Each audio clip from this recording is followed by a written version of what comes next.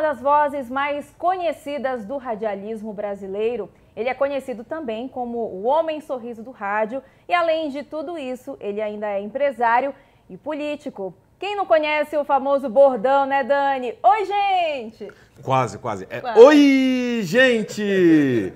É isso mesmo, ele que é uma das vozes mais impactantes do rádio brasileiro. Recebemos aqui no SampaCast de hoje o vereador Eli Correia. Muito obrigado, vereador.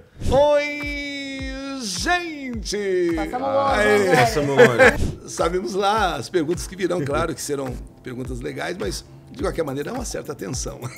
Uma história, não eu criei a história, mas eu abri um espaço para que as pessoas pudessem contar suas histórias. Achei que era tempo de eu também fazer alguma coisa que saísse um pouco desse meu universo, desse meu mundo.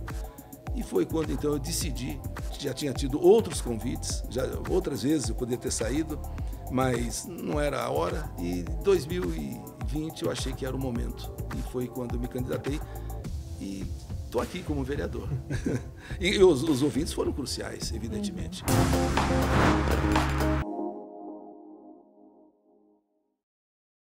Oi, Dani! Olá, Brasil! Olá, todo mundo que está nos acompanhando. Começa agora o nosso SampaCast, né, que a gente sempre recebe convidados que conhecem muito bem a cidade de São Paulo. Então é isso, seja muito bem-vindo, Eli Correia.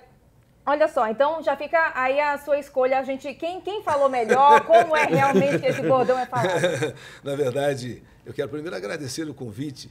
Eu me sinto assim, lisonjeado, honrado por por fazer parte desse programa que vai mostrar, obviamente, um pouco mais, não só a pessoa, mas a alma da pessoa que compõe aqui a nossa Câmara Municipal. Então, eu acho que os dois estão aprovados.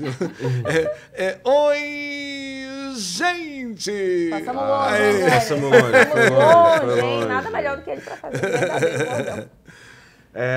A gente esqueceu só de apresentar bom dia, boa tarde, boa noite. Eu sou o Daniel Monteiro, porque a gente esquece que a gente está no rádio também, né? Então a gente está nos podcasts. Hanna, agora sim, direito, boa tarde. Boa tarde, eu sou a Hanna Beltrão, Daniel Monteiro, com o nosso convidado, o vereador Eli Correia. Agora sim, seja muito bem-vindo. E eu já abro, vereador, de onde veio o Oi Gente? É lá de Sertaneja? Não. Bom, na verdade, eu em Sertaneja, eu tive como que o despertar. Um professor, por isso que eu acho muito importante aquilo que você fala, principalmente para as crianças, que acaba aquilo de alguma forma meio que ficando no subconsciente. Eu tive um professor chamado Luiz Fabretti, terceiro ano primário, lá naquele tempo nós iniciávamos o ano escolar, né, o ano letivo aos 7 anos. Né? E eu, então, no terceiro ano, professor de ciências, depois de várias leituras feitas em sala de aula ao longo do período, teve um dia, uma tarde, que ele pediu para que cada um fizesse um parágrafo de uma leitura que ele havia escolhido de um livro. Lição de casa? É um livro lá. Então, cada um vai lendo um pedaço. Na hora que eu li o trecho, que coube a mim, ele esperou, depois ele pediu a salva de palmas. Salva para o Antônio, que é Antônio Eli Correia, né? Depois virou só Eli Correia. Aplausos para o Antônio. Eu fiquei assim, tímido como eu sempre fui. Fiquei assim, encolhido, acho que vermelho que nem, sabe, pimentão. Aí ele falou, olha, você faz as pontuações corretas, você interpreta o texto, você faz uma leitura. Se você quiser, quando crescer, você pode ser um locutor de rádio. Eu tinha 9 anos. 9 anos, né? A partir daí, eu pus aquilo na cabeça. E com o passar do tempo, lá a gente também trabalhava logo cedo, trabalhei em farmácia, trabalhei em bar, trabalhei em quitanda. E com 13 anos, eu fui trabalhar numa loja chamada Casas Pernambucanas. E ali havia um serviço de alto-falante. E eu, então, com 13, 14, você começa a trocar a voz, né? O menino... não, é aquela fase da voz. Então, tinha um cliente lá da loja falando assim, fala que nem homem, rapaz. Então, eu falava, aquela troca de voz. Bom, aí filmou a voz e eu de olho sempre naquele aparelho que havia ali, né? Sabe, na Casas Pernambucanas. E eu, então, um dia, numa dessas vezes que fomos fazer propaganda nos sítios, nas fazendas, né? Lá Sertaneja ainda. Lá em Sertaneja, lá em Paraná, isso, ali no norte do Paraná, perto de Londrina, Cornélio Procópio, ali naquela região. Aí eu pedi para o senhor Oliveira, deixa eu falar só um pouquinho. E eu me lembrei daquilo do professor, tal, o senhor Oliveira falou, olha, tudo bem, olhou assim, não tinha ninguém, fala, mas não vai falar lá na loja que eu deixei você falar aqui no microfone. E quando eu falei, ele disse, engraçado, você parece locutor, rapaz, você tem um jeito de locutor mesmo. E depois ele mesmo se incumbiu de falar e eu passei a ser o locutor oficial da loja. Com 13 anos? Com 13 para 14 anos, que é aquele tempo que você começava a trabalhar assim, carteira assinada, tal, aquela coisa. E 2 anos depois, ou 3, com 16 anos, eu mudo para Barra Bonita, interior de São Paulo, aonde eu vim para ser sorveteiro, já que a minha família tinha montado uma sorveteria, uma fábrica de sorvetes em Barra Bonita. Ao chegar em Barra Bonita, tinha aquele período lá de que eu tinha trabalhado no serviço de alto-falante, aquela coisa toda. Cheguei em Barra e ali na Barra tinha e tem uma rádio chamada Rádio Emissora da Barra. Por coincidência, uma outra professora, agora dessa vez professor, cruza o meu caminho, porque foi no ano de 69 que haveria uma festa em homenagem às mães, no Dia das Mães. E a professora Ana Maria sai de classe em classe pedindo a alguém que lesse uma tal de uma poesia que na última hora o rapaz não podia ler. E aí, quando chegou lá na sala de aula, todo ele que tem voz de locutor. Todo mundo já jogava para ele, todo mundo com vergonha, você já então, aí ela me pediu e me intimou, não, vem aqui, já o pessoal está falando que você sabe, né, tal. E eu fui ler, então, a poesia, fiz a poesia, e ela perguntou se eu queria trabalhar em rádio, porque ela conhecia o Marques e o Ferretti, que eram os diretores da Rádio da Barra. Eu falei, poxa, desde o tempo do Paraná, eu sonho com isso aí, professora. Ela foi lá, me apresentou, fiz um teste e estou até hoje no rádio, 69. Logo após o Dia das Mães, até o dia de hoje. Vereador, você falou que você, né, veio para o interior de São Paulo para trabalhar como sorveteiro. Então, mesmo você tendo essa experiência lá no Paraná, ainda não era uma coisa muito... Não. Era só um desejo. O pessoal fala que eu sou bom nisso, né, fui fazendo, fui gostando, mas não era ainda aquela intenção de vou seguir, né, por esse caminho. Eu gostava de rádio, ouvia bastante rádio, mas, logicamente, para ser um locutor de rádio, na minha cabeça era uma distância muito grande. Até porque você é muito caipira. Realmente a gente era caipira. Se hoje a gente você imagina antigamente. Então, lá naquele final dos anos 60. Com todo o resto. Nossa Senhora, parecia aqueles caras mesmo de roça, sabe? Então, sonhava com ser radialista, mas nunca imaginei que fosse possível. Até antes da gente continuar... Vereador, você, senhor, a gente sempre fica numa dúvida. Pode tratar de Eli, se quiser. Eli ficaria mais fácil, até para que eu pudesse me sentir assim, mais à vontade. Mais à vontade também. Porque é diferente, né, esse papel que você está hoje. Você sempre entrevistou as pessoas. Agora você está no lugar do entrevistado. É muito diferente, não é? Não, é diferente até porque, no fundo, você tem assim, um domínio da situação quando você está no comando, né, quando você está sendo um entrevistador. Aqui nós estamos submetidos, sabemos lá as perguntas que virão, claro que serão perguntas legais, mas de qualquer maneira é uma certa tensão. Eu não sou acostumado. Não, mas pode ficar à vontade. E justamente interessante porque o rádio é só um microfone e basta. Você vê que para nós fazermos o programa aqui, quanta gente é importante e necessária, né?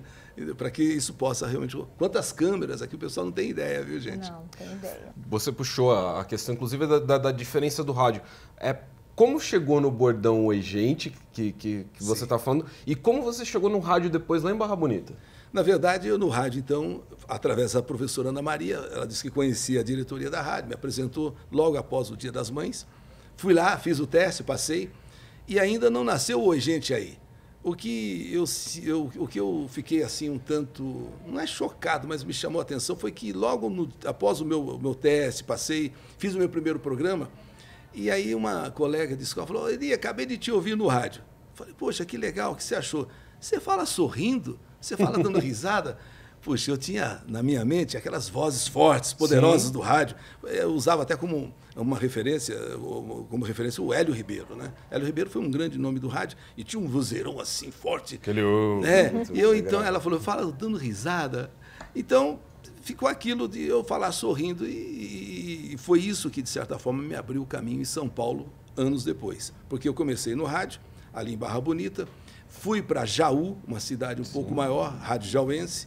E de Jaú, aí sim, em 72, mês de janeiro, cheguei em São Paulo. Cheguei, aliás, até para fazer o trabalho de anunciar partidas e chegadas de ônibus na estação rodoviária, que é ali na Duque de Caxias, muita gente deve lembrar. Ali na Duque de Caxias, ali perto da Estação da Luz, havia a antiga estação rodoviária. E eu cheguei em São Paulo uma semana, acertei com o rapaz que ia deixar ali a estação rodoviária e na outra semana eu assumiria o comando. Só que quando eu cheguei na outra semana, ele falou, resolvi não sair. Oxi. E eu, então, em São Paulo, como diz o ditado, né, com uma mão atrás, outra na frente, e peguei uma minha malinha pequena, uma mala que eu trouxe, assim, com 2, 3 trocas de roupas, e olha lá, um dinheirinho que minha mãe colocou, assim, por dentro da calça, porque falaram que São Paulo, na época, tinha algumas pessoas que levava a sua, assim, que você nem percebia, sim, né? Uhum. Que roubava você. Então, minha mãe falou, tá aqui por dentro da calça 2 notas de 100 cruzeiro, hein? E eu fiquei com aquele dinheiro ali, até que desci a rua Santa Ifigênia. E não tinha celular para pedir socorro também? Nem era sonho de celular, né? Bom, acabei indo parar numa república, né, onde encontrei algumas pessoas de Barra Bonita e fui morar junto com essas pessoas numa república ali na Brigadeiro Luiz Antônio. Mais tarde, tempos depois, fui para uma pensão ali na Rua do Aroche e aí arranjei trabalho na Rádio São Paulo. A Rádio São Paulo era uma rádio de novelas que estava se transformando numa rádio comercial. Era só novela, só novela. Como a novela da televisão estava crescendo muito, a rádio já não tinha mais aquele espaço para novelas e foi trocando a programação. Foi quando eu cheguei com Sua Carta Vale Música e logo 5 horas da manhã. 5 horas da manhã. Não, então, 5 horas da manhã, você imagina, o pessoal aqui em São Paulo, pelo menos se dizia que era 5 horas da manhã, gente mal-humorada, gente com cara amarrada, e no rádio aqueles vozeirões, aqueles sim, grandes jornais falados, aquela coisa toda, e eu ali, de repente, oi, aí começou o oi, gente. Aí eu queria falar com as pessoas e não gostava do termo alô, ouvintes, senhoras e senhores, eu não gostava disso. Eu queria uma maneira assim mais simples para me dirigir às pessoas, me comunicar com as pessoas. E foi quando, então, de repente, eu comecei, oi, gente, oi, gente, oi, gente. E alguém, então, começou a falar, poxa, você falando sorrindo, e esse oi, gente, você leva alegria, é um negócio interessante de manhã. Para acordar mesmo. Eu acho que isso aí foi o que me abriu a porta em São Paulo. Realmente, as portas se abriram ali, quando eu comecei a fazer esse jeito alegre, que então eu não sabia que iria, né, ter um espaço, e acabou tendo, exatamente num rádio sisudo, num rádio, né, assim, né, forte, e de repente chega um cara lá dando risada, vamos acordar, vamos levantar, olha a hora, não perca a hora, oi, gente. É positivo, né, para o pessoal já acordar aí animado, eu pensava, que louco é esse, que 5 horas da manhã está dando risada, né? E foi assim que começou o Oi, Gente, e a minha carreira em São Paulo, até 73, quando eu fui contratado pela Tupi. Pois é, né, veio Rádio Tupi, Rádio Record, Globo e assim por diante. E a gente sabe, né, que nesse ano o rádio completou 100 anos, 100 né? anos. 6 anos, já pensou? Nossa, 100 anos. 100 anos. E você fez parte dessa história, né? Pelo menos a metade, né? Bastante, pois é, com pelo menos a metade. Um pouco mais da metade, por 53 anos. E durante todos esses anos, vereador, ou Eli, né, para lugar mais íntimo, o pessoal quer saber, né? Tem alguma história que marcou você, que você gostaria de contar, ou que você nunca contou, uma história engraçada, ou uma história que tocou você, né, de algum ouvinte, alguma história? História tem. Na verdade, tem muitas histórias mesmo. Eu até me lembrei aqui, você falou de engraçada, né? Eu ainda não tinha chegado de São Paulo, mas de Barra Bonita, eu fui fazer uma visita em Ribeirão Preto, que era um rádio forte na época, e continua sendo forte. Fui lá ver se achava algum emprego em alguma emissora. Antes de chegar em São Paulo, que era muita pretensão minha chegar em São Paulo. Então, eu fui até Ribeirão Preto. E me lembro que o diretor da empresa, eu sentei assim, né? E eu nunca tinha sentado num sofá tão macio, que afundava assim. Eu tentava me segurar, né, no sofá para ficar meio... E afundava. E ele falou, qual é a sua graça? Eu falei, eu não sou engraçado, eu não tenho graça. É que eu não estou conseguindo... Ele falou, qual o seu nome? Aí que eu fui ver que a graça que ele perguntou não era... que eu estava aí me segurando no sofá, era meu nome. Então, isso aí eu até hoje me lembro e morro de vergonha disso aí. Mas em São Paulo, eu trabalhava na Tupi, e uma moça ainda, uma jovem ainda, foi com um bebê no colo e e pediu a mim que eu fizesse uma carta que ela precisava ser atendida no Albert Einstein. Era um hospital ainda novo, tinha inaugurado em 70, nós estávamos em 73, 74, e que ela achava que eu podia conseguir uma cirurgia para ela, para a criança dela. Eu falei, mas eu não sou ninguém ainda, pelo amor de Deus, ninguém nem sabe que eu sou. Não, mas eu tenho fé que você fazendo uma carta para eles, que eles tinham um serviço social, como ainda tem, né?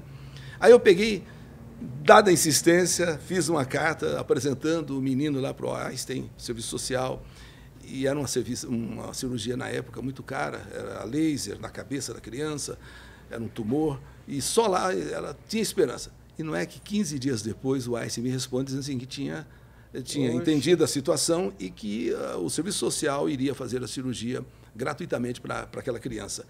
Daquele dia, acho que eu tomei uma decisão assim, sabe, de nunca achar que você não pode, que você sempre pode fazer alguma coisa pelo irmão, porque eu achava que era impossível. Primeiro que eu não era ninguém realmente de fato, eu ainda estava começando a minha carreira, e de repente alguém acha que eu posso fazer alguma coisa. Eu insisti com ela que eu não conseguiria, e depois eu faço por insistência e consigo. Eu abri uma porta ali chamada Clube da Amizade. A partir daí, eu hipoteticamente, eu mentalmente imaginava um clube onde as pessoas que precisavam podiam fazer parte dele. E abri um espaço assim, no programa de atendimento às pessoas. E foi uma coisa assim que até hoje persiste. São milhares de cadeiras de rodas doadas entre as pessoas, são milhares de receitas que a gente conseguiu, milhões de fraldas. Então, graças a essa moça que um dia achou que eu podia fazer alguma coisa, e, de fato, eu consegui, e, a partir daí, eu vi que eu posso fazer mesmo, como qualquer pessoa pode. Não, isso tem um valor muito significativo, porque a gente trabalha com comunicação, né? A gente, às vezes, não vê o poder que tem a comunicação. Mas hoje é muito mais fácil com TV. Sim, claro. Hoje com TV é muito mais simples o alcance.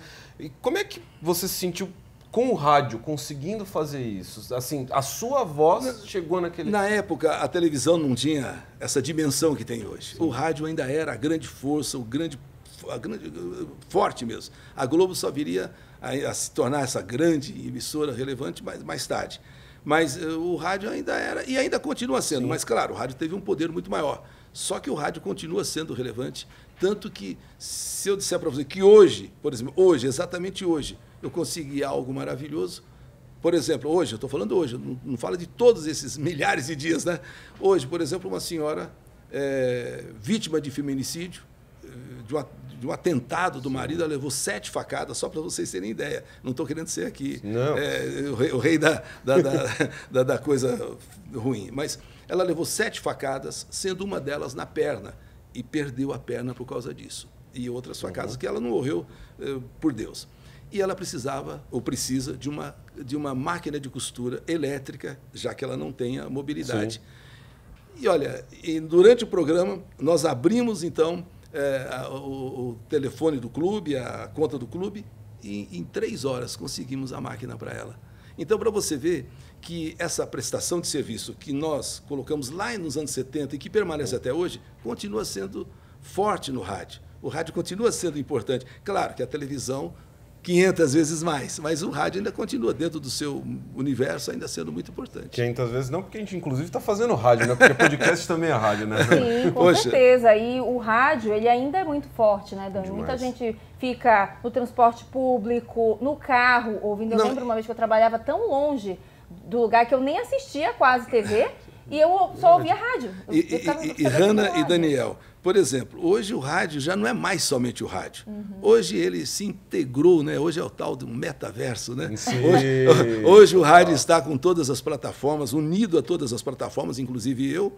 E então, hoje o rádio ele não é somente o rádio, é toda uma plataforma de comunicação, é todo um universo que você fala no rádio para 200 mil pessoas, hipoteticamente, mas se você for somar todas, você está falando para 1 milhão. Então, hoje o rádio está muito mais forte ainda do que já esteve um dia, graças a todas essas ferramentas que se somam, né, ao veículo rádio.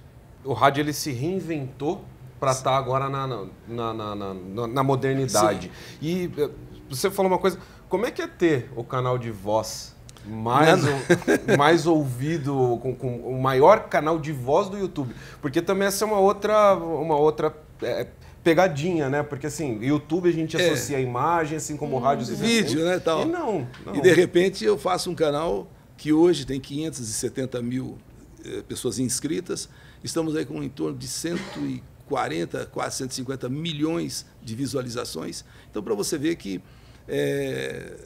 Mas isso tudo também tem um sentido, porque no rádio eu criei uma história, não eu criei a história, mas eu abri um espaço para que as pessoas pudessem contar suas histórias. E todo dia uma história diferente. E isso ficou tão forte que até hoje, 43 anos de história, 53 anos de rádio, e em 79 eu fiz então a primeira história no rádio, que foi lá na Rádio Record. E todos esses anos é primeiro lugar em audiência. Até hoje, qual rádio que eu esteja, né, ela é primeiro lugar. E quando eu lancei no YouTube, eu não imaginava que numa plataforma tão moderna e de vídeo, de repente um áudio pudesse fazer sucesso, como de fato está. Perfeito. Ó, já vamos mudar então, já vamos começar a entrar na sua vida política. Mas linkando, é claro, com essa questão do rádio, a gente queria saber o seguinte: os seus ouvintes, o senhor acha que o senhor, você, tá vendo? Não tem problema. Misturando tudo, gente, já misturou tudo. Você acha que eles foram, né, cruciais para as eleições? E a gente também queria saber por que você decidiu, né, se candidatar em 2020, por que você decidiu entrar também para a vida política? Na verdade, isso tem uma história um pouquinho anterior. No final dos anos 90, o meu filho chegava aos 20 anos. E o nosso programa, como eu disse, desde os anos 70, vem fazendo essa prestação de serviço. Com todas as dificuldades. Você quer falar com um secretário, é difícil. Você quer falar com uma autoridade, é difícil. Então, naquele momento dos anos 90, que meu filho chegava à maioridade, eu pedi para que ele viesse trabalhar comigo, para que esse espaço do povo alguém ocupasse, eu pudesse conduzir o meu programa, claro, envolvido com tudo, mas que alguém cuidasse especificamente dessa parte. E a gente sentiu todas as dificuldades que temos. Imagine, então, a pessoa comum, sem rádio, sem nada, que dificuldade ela sente para chegar realmente às pessoas que poderiam eventualmente ajudá-las. Então, foi quando eu lancei o Eli Filho para ser um deputado. Naquela época, era a eleição de deputado, ele se tornou estadual. E aí, como deputado, começamos a falar meio de igual para igual, sabe?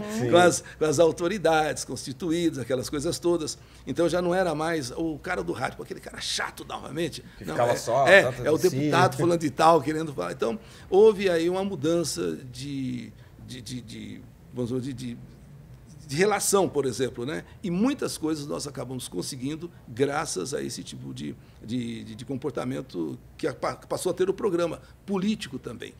Sim. Bom, o tempo passou, 6 vezes ele foi eleito e chegamos então em 2020, quando, até pela própria idade, pelo próprio tempo, eu achei que era tempo de eu também fazer alguma coisa que saísse um pouco desse meu universo, desse meu mundo.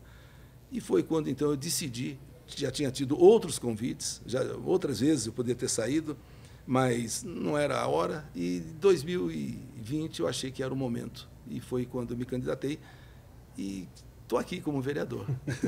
E os ouvintes foram cruciais, evidentemente. Sem eles... Agora, se eu também não tivesse feito um trabalho, também não teria muito o que você... Não é cobrar, mas dizer para as pessoas, olha, eu quero ser, vamos dizer, vereador, porque eu estarei mais perto das comunidades, estarei mais perto dos bairros, das suas necessidades. O Eli como deputado, eu como vereador, e as pessoas entenderam perfeitamente e me elegeram. E eu fiquei muito grato e feliz e, ao mesmo tempo, responsável, porque agora é uma coisa que eles, obviamente, esperam de mim, um resultado, um trabalho, e é o que eu procuro fazer. Perfeito. Bom, a gente vai fazer uma pausa agora, né? Bem rapidinho, a gente já volta, hein? Porque a gente vai para um rápido intervalo. Na volta, a gente continua falando sobre a vida do vereador Eli Correa.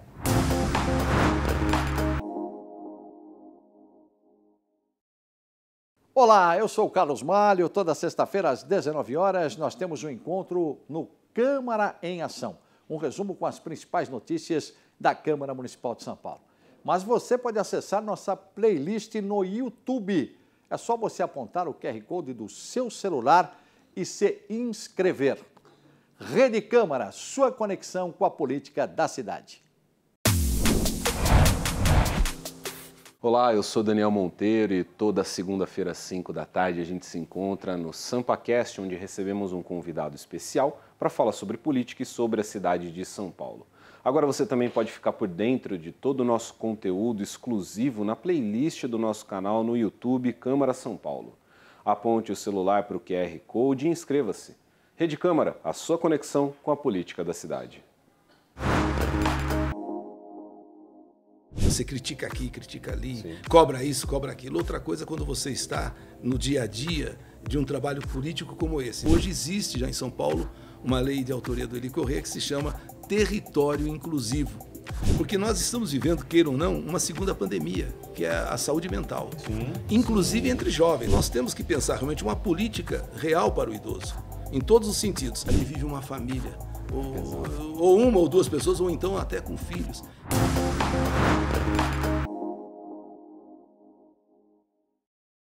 A gente está de volta com o SampaCast, a gente está falando aqui com o vereador Eli Corrêa. Você começou a contar a sua história na política, essa relação com os ouvintes, e que é uma construção do trabalho que você já fazia na rádio.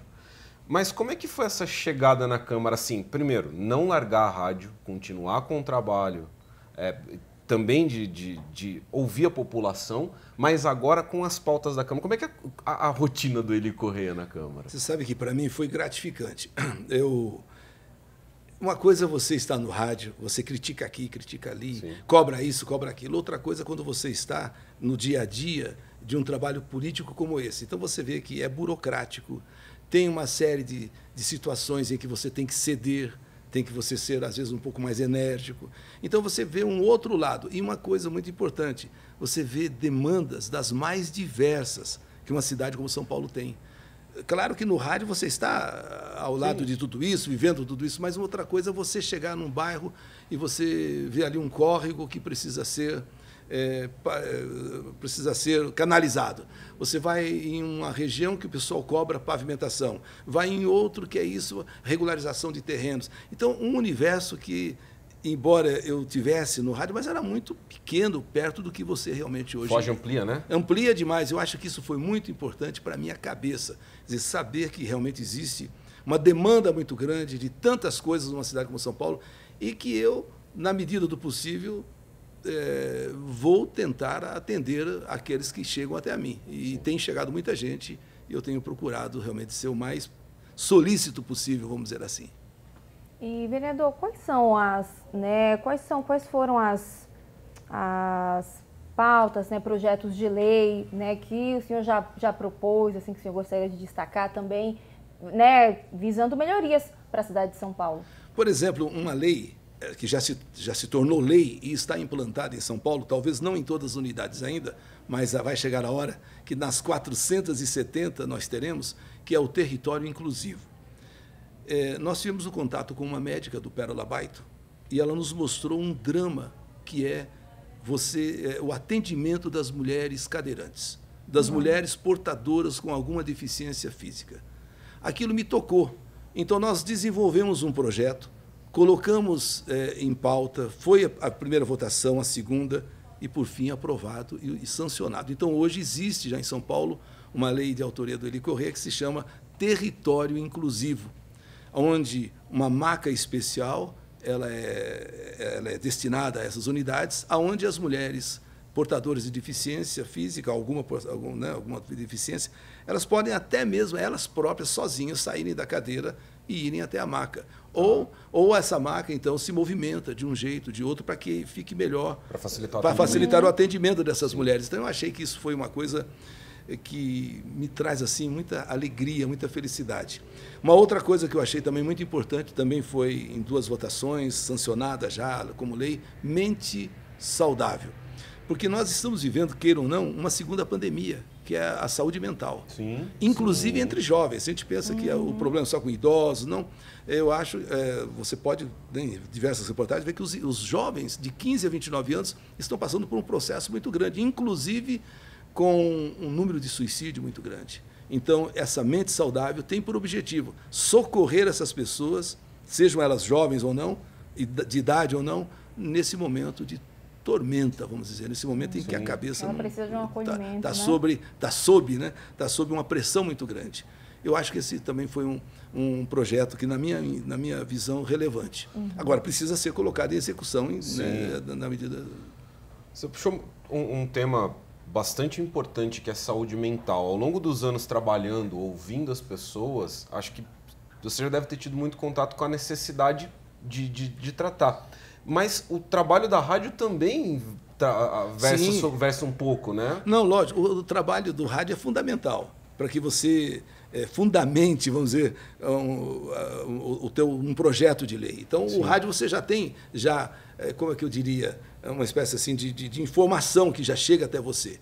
Mas agora... Facilita o rádio facilita para Chuchu. Como vereador? Poxa, o fato de você, inclusive, divulgar, porque muitas pessoas estão aí na periferia de São Paulo, por exemplo, sem condições, às vezes, até de sair de casa, porque não há acessibilidade, não há calçadas que elas possam se sentir à vontade, se sentir tranquilas. Então, elas saibam, né, que existe uma lei em São Paulo que dá a essas mulheres uma condição de vida mais digna, mais que a respeita mais, sabe? E, inclusive, um dia desses eu estive num condomínio chamado Coab, São Carlos, ali em Guaianazes, onde 70% dos moradores são moradores cadeirantes, ou portadores ou de síndrome de Down, ou autismo, né? Então, eu estive lá e estamos empenhados em fazer com que ali, naquela unidade próxima, que é do Jardim Aurora, haja um atendimento mais acentuado para essas pessoas. Já falamos com o secretário da Saúde, adjunto, o Maurício Serpa, né, vai estar conosco, vai olhar lá as reais necessidades, e ele mesmo falou, e vamos resolver. Então, eu acho que o rádio serve para uma coisa e o mandato serve para completar o rádio, ou vice-versa. Não sei nem se... Não, pode ir, que eu já estou formulando aqui um outro gancho de outra pergunta. Mas você também tem uma atuação forte com os idosos, né, vereador? Sim. Muita pauta social, né? Sim. Muita pauta social, tem o seu trabalho na rádio ouvindo as pessoas, auxiliando, aproximando quem pode ajudar. Tem um trabalho com doação de cadeiras de rodas também, que você tem muito forte. Tem esse lado de pensar nas mulheres, como o senhor disse, o projeto de lei de saúde mental, mas também essa pauta do idoso. Por quê? O idoso, até porque também estamos já na idade, já estamos chegando lá. Então, eu sou, inclusive, presidente, atualmente, né, substituindo um grande amigo chamado Arnaldo Faria de Sá, falecido recentemente, e eu assumi a cadeira que pertencia a ele de presidente da Comissão Extraordinária do Idoso. E essa pauta, para mim, é muito vamos dizer, preciosa, no sentido de que nós somos um país que está envelhecendo. Sim. Em 2030, segundo dizem, 30% ou mais, 35% da população brasileira será idosa. Então, nós temos que pensar realmente uma política real para o idoso, em todos os sentidos. Eu comecei parece até uma brincadeira, mas não por uma coisa chamada pictograma. Você vai no metrô, ou vai em algum lugar assim, onde tem aquela plaquinha do idoso. Sim. É um velhinho de boina e de bengala. Eu assisti uma reportagem há algum tempo atrás de um menino apontando, isso lá em Goiás, apontando exatamente aquela figura, dizendo o seguinte: eu não vejo aqui a minha avó que tem 90 anos. A minha avó é esperta, minha avó anda, minha avó corre, minha avó fala. Sim. Agora, esse velhinho aqui não... Então, eu acho que começa a discriminação aí em relação ao idoso, quando você o pinta como uma pessoa... Cria estereótipo, né? Exatamente, quebrada, Zé Velhinha. Parece então, uma pessoa indefesa que não tem, coitadinha, não pode mais fazer de bengalinha, nada, até com aquela boina que nem se usa mais.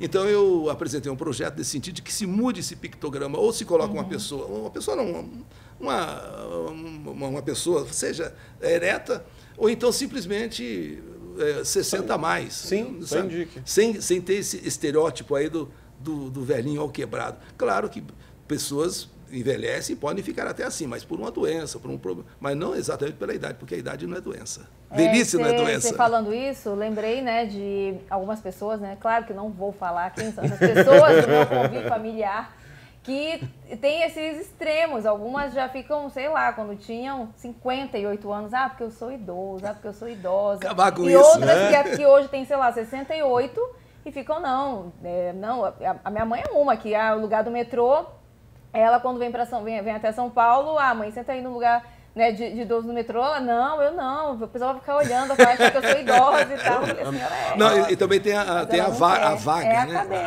A vaga também do idoso. Até que a vaga as pessoas até colocam porque é uma boa, né? Que está ali na porta. Sim, está na porta. Não, facilita. É o caso da fila também do idoso. Então a pessoa até nesse momento, até ela aceita um pouco, mas de um modo geral procura ficar um pouco assim meio. Agora, uma outra coisa que eu gostaria de também dizer a vocês, que em relação ao idoso, nós estamos, como membro da Comissão do Idoso, tentando promover em São Paulo, estou dizendo tentando, não, já está quase já finalizando, JOMI, Jogos Municipais do Idoso. Sim. Que eu acho que esses jogos não só vão atendê-los fisicamente, né, vão dar a essas pessoas uma saúde física boa, como também saúde mental, porque todos nós sabemos que os exercícios fazem bem para o coração e para a mente, não é? Sim, e também mostrar, como a Hannah bem disse, e você também bem disse, o envelhecimento ele mudou. Exatamente. Não, você tem, os idosos são ativos, eles são fortes, eles são... muitos competem, você tem em diferentes modalidades. Eu, inclusive, né? estive agora, recentemente, em São Mateus, no JASM, que são jogos ali que estavam reunindo, sabe, várias regiões de São Paulo, não só de São Paulo, e vi quanto que as pessoas participam e quanto que as pessoas gostam, elas dançam, elas correm, elas jogam futebol. Sim. Então, eu acho isso, e outros jogam xadrez, eu acho isso tão importante. Então, eu acho que é essa política para o idoso que temos que desenvolver. E eu espero contribuir com alguma coisa. Olha, por exemplo, contribuir, inclusive, quero dizer aqui, para que volte a gratuidade dos 60 aos 65, ou 60 a 64, como falo. Porque nós tínhamos essa gratuidade. Sim. Essa gratuidade foi tirada no final da legislatura de 2019, ali no finalzinho. Bom, então começamos a nossa sem essa gratuidade. As pessoas, através do rádio, me cobravam e me cobram muito. E quando, então, eu assumi aí a comissão do idoso, a presidência, um dos temas pelos quais eu luto e nós lutamos é a volta dessa gratuidade. E não somente para as pessoas, vamos dizer assim, vulneráveis, aquelas que têm até 3 salários mínimos. Sim. Por que não para todas? Para todas acima dos 60 anos. Eu creio que não vai onerar tanto assim, não vai quebrar nenhuma empresa se isso vier a acontecer. Então, é uma das pautas também a luta da gratuidade para as pessoas de 60 anos até 64. Agora, falando do Eli Corrêa como pessoa em São Paulo, como é que foi, como é que a sua relação com a cidade? Já se sente totalmente paulistano? Como é que foi construir, né, a sua vida? Você veio tão jovem para cá. Não, muito, mas foi construir a sua vida aqui, né? Já sou mais paulistano do que qualquer outra coisa. Eu gosto muito de São Paulo. Claro que das pizzarias, dos restaurantes, do Parque do Ibirapuera, que é o lugar onde eu mais vou, onde eu mais frequento. Existem outros lugares bons também, mas, com certeza, os cinemas, os teatros, a gente procura ter uma vida assim. São Paulo oferece tudo de bom. Sim. E, infelizmente, também tem algumas coisas que a gente não gosta nem de ver. E é uma das coisas que me incomoda, é quando você passa pelas ruas, e hoje, num número muito grande, essas barracas. Sim. Eu já fiz até pronunciamentos no plenário da Câmara falando sobre essas tendas, São Paulo, a terra das tendas, ou das barracas, como queiram. E é duro você imaginar que dentro de uma barraca como aquela, seja no sol, na chuva, no frio, ali vive uma família. Ou uma ou duas pessoas, ou então até com filhos. Então, eu fico assim pensando, que futuro realmente tem essas crianças? Por isso que nós temos que ter uma política realmente para atender essas pessoas mais carentes, que elas são exatamente elas são, vamos dizer assim, a separação da sociedade. Porque um dia, numa esquina, eu vi uma mãe com 5 filhos, uma outra mãezinha também com 3. Não dava aqui para você condenar porque tem filho. Não existe nenhum assunto assim na escola talvez nem elas tenham também uma cultura, uma formação. Então tem filho mesmo. Aí eu fiquei pensando, a diferença às vezes de umas pessoas bem colocadas na vida, com família, com um lar, com a casa, e esse pessoal vivendo assim numa calçada, numa rua, correndo risco. Então é fácil você ver quem será quem aí no futuro. Então, é por isso que eu acho que é importante a gente pensar também nessas pessoas que passam fome em número de milhares, em São Paulo, estou dizendo, e no Brasil nem se fala também. E para que nós pudéssemos realmente pensar nessas famílias, dessemos a elas condições de terem um pouco de expectativa, né, de perspectiva na vida, coisa que a gente vê com muita dificuldade. Com certeza.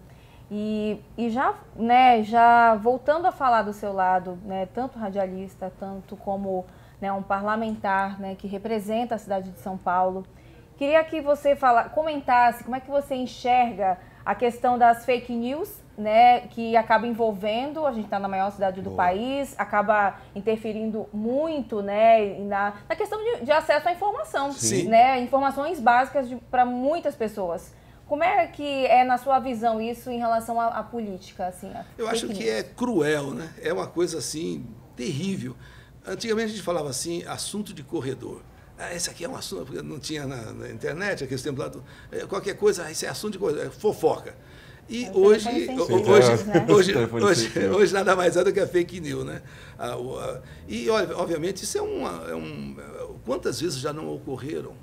Quantas vezes já não aconteceram aconteceu de termos tragédias motivadas por fake news, de pessoas matarem outras. Isso nós já temos até notícias já sobre isso. Então, independente disso, existe também uma outra coisa, que a fake news leva você, ou a fake news, né, leva você a ter uma ideia errada de algo que talvez fosse muito certo.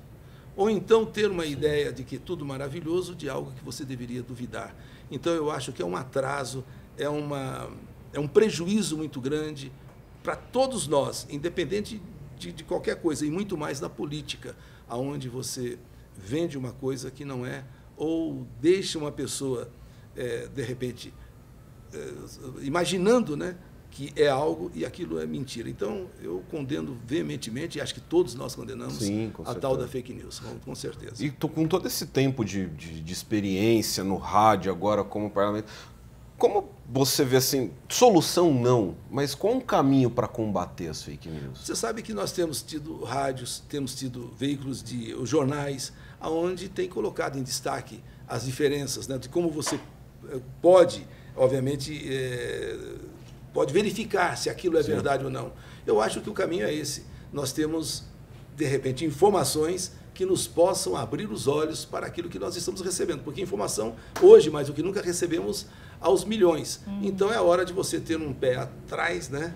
E imaginar sempre que pode haver alguma coisa... Sempre checar o que chega nos apps. Eu acho que é o mínimo que nós podemos fazer. Se bem que existem coisas tão parecidas como verdadeiras, né, que você até acredita que é verdade. Só que aí, quando você descobre, não passa de uma mentira. Então, temos que ter sempre esse olho bem aberto, esse espírito de meio que duvidar, que nem quando alguém diz assim, você ganha 20% ao mês, como um dia desse aconteceu, o Bitcoin aí, o rei do Bitcoin, 4 bilhões de...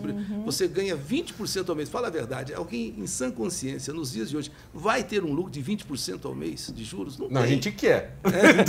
Querer. Então, e aí, em função desse de querer... ter uma desconfiança maior, mas o pessoal parece que fica tão cego com aquilo que vem tão fácil, exatamente, tão rápido, essas pessoas agem exatamente no que nós queremos. Seria ótimo 20%.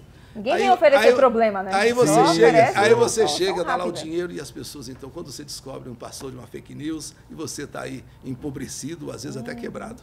Então, eu acho que qualquer pessoa em sã consciência, condena, se horroriza realmente com essa coisa chamada fake news, que nada mais é do que uma mentira meio que emoldurada para parecer verdade. Uma mentira elaborada. E você compra muitas vezes, né? Como verdade, aquilo que é uma mentira. Maravilha. Vereador, agora a gente vai caminhando, né?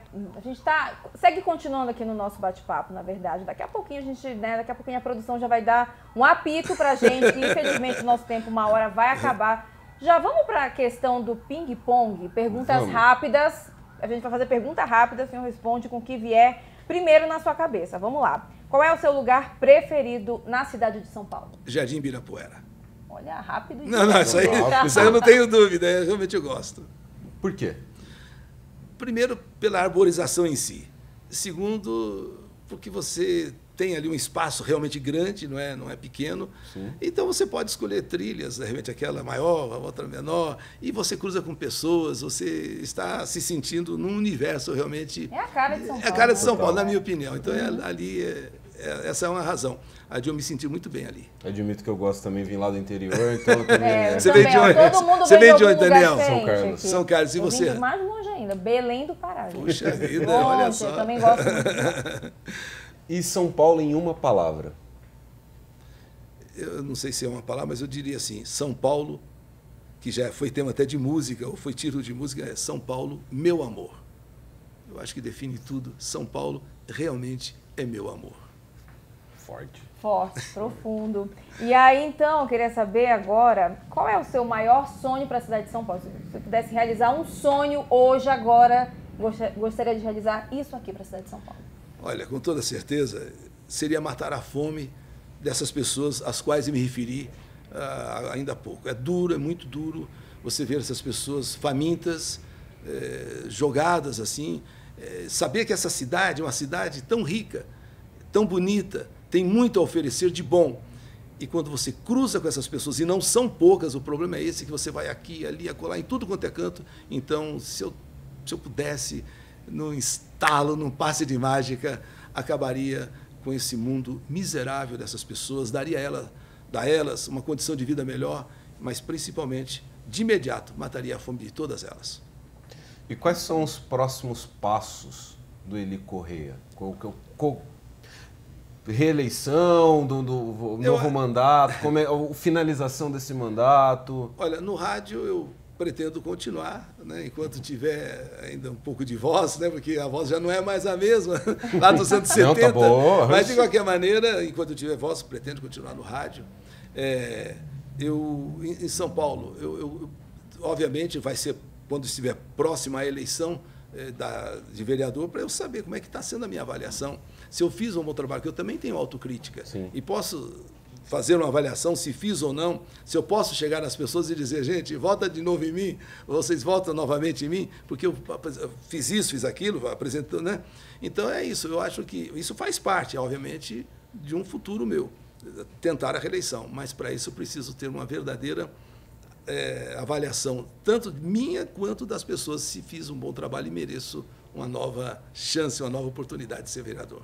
E agora, assim, só para a gente finalizar, porque toda hora, né? Sim. Agora é a última pergunta, agora, assim, só para finalizar, o que você diria, né, para os jovens que têm você como inspiração também, tanto no rádio como na política, né? Só uma mensagem, né? Que eles acreditem mais neles, que eles, né? O que eles podem sonhar, né? Que eles podem chegar onde eles quiserem também. Olha, eu diria para você que estudar é fundamental.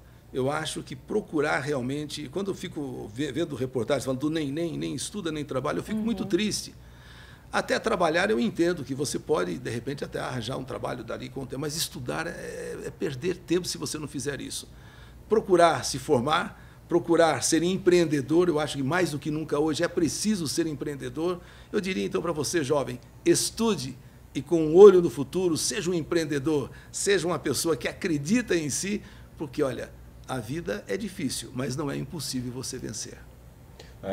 Eu acho muito legal você acabar com essa mensagem, porque a história começou com a sua professora falando... É verdade, é verdade. Começou com a professora. É verdade. E olha, muito cuidado, porque você vai falar para uma criança, que às vezes você pode marcá-la positivamente ou negativamente.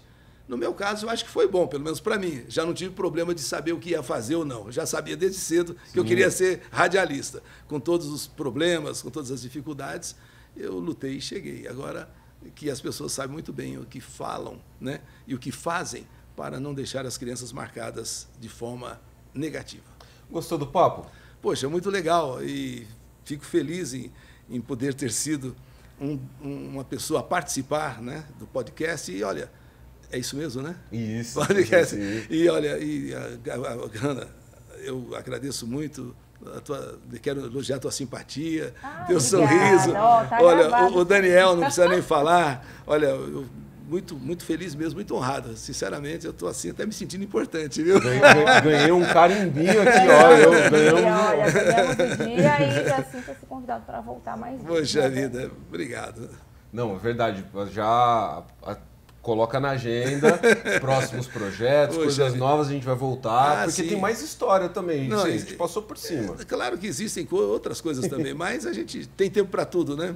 como nós tivemos tempo para essa entrevista, que me deixou assim muito feliz, outras virão e quem sabe eu traga novidades, né? Vai ter um segundo episódio. Vai ter.